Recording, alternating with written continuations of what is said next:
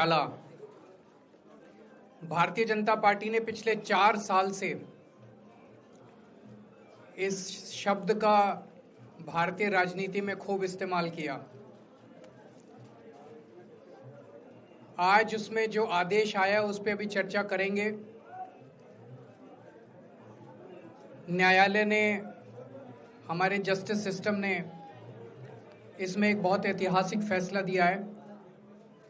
इसके लिए मैं जुडिशरी का बहुत बहुत धन्यवाद करना चाहता हूं, जज साहब का बहुत बहुत धन्यवाद करना चाहता हूं।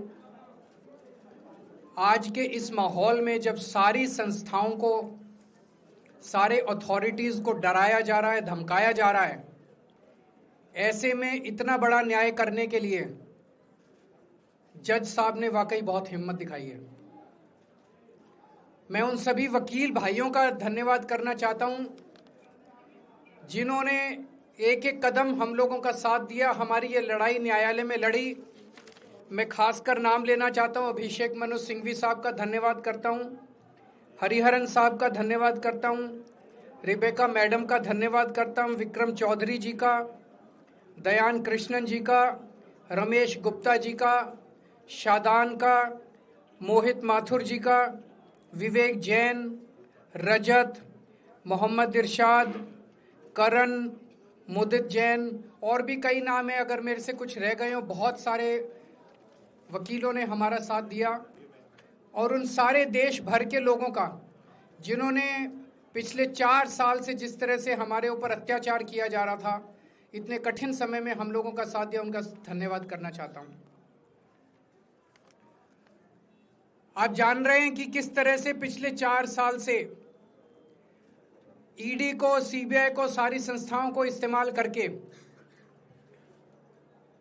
हमारे ऊपर एक शराब घोटाला नाम का एक आरोप लगाया गया। सीबीआई ने, ईडी ने उसमें चार्जशीट फाइल की। आज कोर्ट को प्राइमा फेसी ये निर्णय लेना था कि क्या सबूत और गवाहों के बयानों के आधार पे सफिशिएंट मटेरियल है कि इसमें मुकदमा चलाया जाए। अभी मुकदमा चला नहीं था।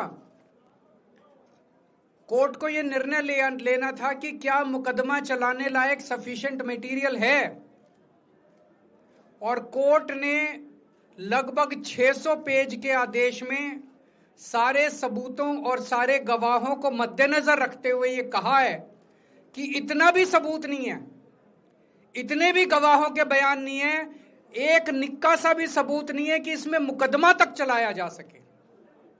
अगर मुकदमा चलाया जाता, 15-20 साल मुकदमा चलता, उसमें बहुत सारे गवाह बुलाए जाते, सबूत रखे जाते, उसके बाद होता, वो तो अलग बात है। कोर्ट का ये कहना है कि इतना टुच्चा केस है, इतना फर्जी केस है, इतना बेकार केस है, इतना गलत केस है। ये मैं नहीं कह रहा, ये भाषा है। आप कोर्ट का ऑर्डर पढ़िए। ये ऑर्डर जो है ये ऐतिहासिक ऑर्डर है। कोर्ट ने कहा है कि इतना फर्जी केस है, इतना फर्जी केस है, एक भी सबूत नहीं है, एक भी गवाह नहीं है कि इसमें मुकदमा भी नहीं चलाया जा सकता। ये पूरा षड्यंत्र किसने रचा, क्यों रचा? ये पूरा षड्यंत्र 2 लोगों ने मिलकर रचा, नरेंद्र मोदी जी और अमित शाह जी। और आज उन दोनों को पूरे देश से माफी मांगनी चाहिए। उन दोनों ने मिलकर षड्यंत्र रचा कि आम आदमी पार्टी को खत्म किया जाए, आम आदमी पार्टी को बर्बाद किया जाए। और उस षड्यंत्र के तहत आजाद भारत का सबसे बड़ा और सबसे घिनौना षड्यंत्र रचा उन लोगों ने। वो देख रहे थे कि दिल्ली में वो हमें नहीं हरा सकते। वो देख रहे थे कि दिल्ली की जनता हमारे कामों से बहुत खुश है। वो देख रहे थे दिल्ली में कामों की राजनीति के आधार पे वो कहीं खड़े नहीं होते। तो उन्होंने एक षड्यंत्र रचा। जनता जानती है कि केजरीवाल ईमानदार, उन्होंने कहा केजरीवाल की ईमानदारी पे चोट करो। जनता जानती है कि आम आदमी पार्टी ईमानदारी, उन्होंने कहा आम आदमी पार्टी की ईमानदारी पे चोट करो। उन्होंने आम आदमी पार्टी को खत्म करने के लिए षड्यंत्र रचा और बोले केजरीवाल बेईमान है, केजरीवाल बेईमान है, केजरीवाल बेईमान है, केजरीवाल ने शराब घोटाला किया, केजरीवाल पैसे खा गया, केजरीवाल ने 100 करोड़ रुपए खा लिए। मैंने जिंदगी में केवल ईमानदारी कमाई है। मैंने जिंदगी में केवल इज्जत कमाई है, एक नया पैसा नहीं कमाया मैंने अपनी जिंदगी में। इन लोगों की तरह नहीं हूं मैं। मैंने जिंदगी में एक नया पैसा नहीं कमाया, केवल ईमानदारी कमाई है, और ये उस ईमानदारी के ऊपर चोट करना चाहते थे। उसके लिए इन्होंने षड्यंत्र रचा था।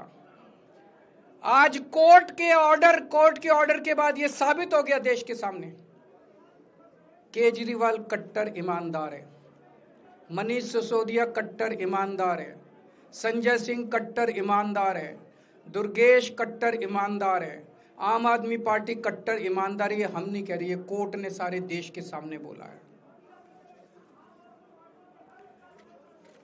कई लोग ये कहते हैं जेल से आने के बाद केजरीवाल चुप क्यों हो गया, केजरीवाल गायब हो गया, केजरीवाल कहां गया। मैं कोई नेता नहीं हूं, मैं कोई पॉलिटिशियन नहीं हूं। पॉलिटिशियन को फर्क नहीं पड़ता, उनको 4 गाली दे दो, मोटी चमड़ी होती है उनकी।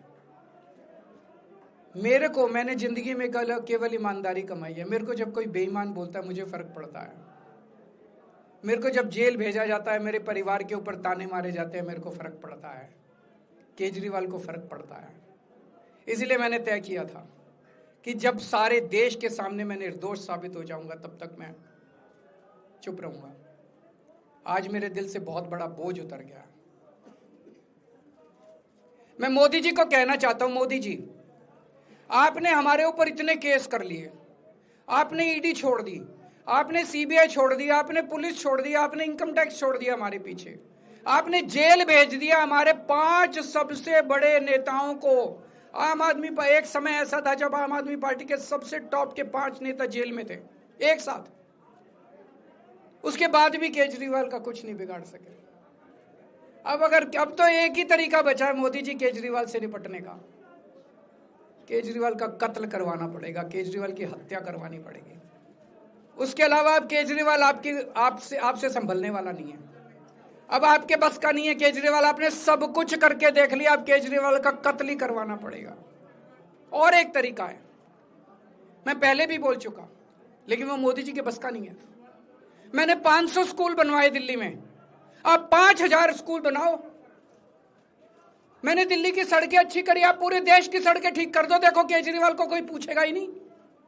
केजरीवाल ने 200 मोहल्ला क्लिनिक बनाए, आप 20,000 मोहल्ला क्लिनिक बनाओ। आप तो देश के प्रधानमंत्री हो, अरे अच्छे काम करो ना। वो नहीं होता मोदी जी से, वो मोदी जी से नहीं होता। मैं उनको कहना चाहता हूं, प्रधानमंत्री जी, केवल सत्ता की जो प्रधानमंत्री मोदी जी की और अमित शाह जी की सत्ता की हवस है, ये उसका नतीजा है जो ये षड्यंत्र रचा गया। और इस षड्यंत्र का मैं बहुत छोटा हूं, हमारे परिवार ने बहुत भुगत भोगी है। मैं जेल गया, मेरी मां बीमार रहती है बहुत ज्यादा, उसको अस्पताल में एडमिट कराना पड़ा, बहुत रोई मेरी मां, बहुत रोई। इनकी पत्नी मनीष सिसोदिया जी की पत्नी, उनको मल्टीपल स्क्लेरोसिस डिजीज है, सब लोग जानते हैं। जब सुप्रीम कोर्ट में केस चल रहा था, संजीव खन्ना जी ने कहा कि बहुत गंदी बीमारी है, उनके नीचे का पूरा पोर्शन काम नहीं करता और धीरे धीरे बीमारी बढ़ती जा रही है। हमारे परिवार ने बहुत भुगता है, लेकिन वो इंपॉर्टेंट नहीं है, हम इंपॉर्टेंट नहीं है, हमारा परिवार भी इंपॉर्टेंट नहीं है। लेकिन मोदी जी और अमित शाह जी के षड्यंत्र का खामियाजा जो दिल्ली भुगत रही है, दिल्ली के 3 करोड़ लोग भुगत रहे हैं, उसकी भरपाई कौन करेगा? आज दिल्ली में कहीं चले जाओ, सारी सड़कें टूटी पड़ी हैं, अस्पतालों में दवाइयां मिलनी बंद हो गई हैं, मोहल्ला क्लिनिक बंद किए जा रहे हैं, स्कूलों का बुरा हाल हो रहा है।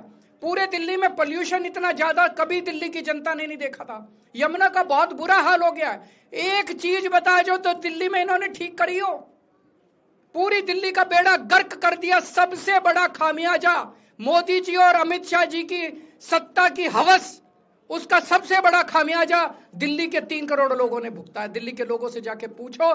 आज मैं चैलेंज करता हूं मोदी जी को, मोदी जी हिम्मत है दिल्ली में दोबारा चुनाव करा के दिखा दो, 10 से ज्यादा तुम्हारी सीट आ जाए, मैं राजनीति छोड़ दूंगा। तुम्हारी 10 से ज्यादा सीट आ जाए, मैं राजनीति छोड़ दूंगा।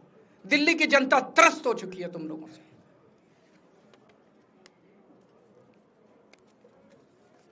मैं मोदी जी को कहना चाहता हूं, अगर आपने सत्ता हासिल करनी है, कुछ पॉजिटिव काम करके सत्ता हासिल करो। आज देश के सामने इतनी बड़ी बड़ी समस्याएं हैं।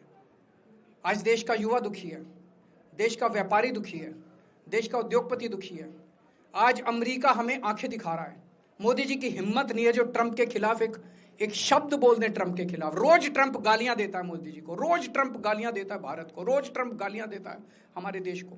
मोदी जी के हमारा प्रधानमंत्री भीगी बिल्ली बना हुआ है। अरे देश संभालिए ना। आपको हमने देश चलाने को दिया था और आप केजरीवाल में उलझ गए, आप आम आदमी पार्टी में उलझ गए। पॉजिटिव काम करके सत्ता हासिल कीजिए, ये नेगेटिव काम करना बंद कीजिए। अगर आपके कोई एक दो प्रश्न है तो। क्या आपको उम्मीद है कि अब ईडी के मामले को भी? ईडी मामला खत्म हो गया।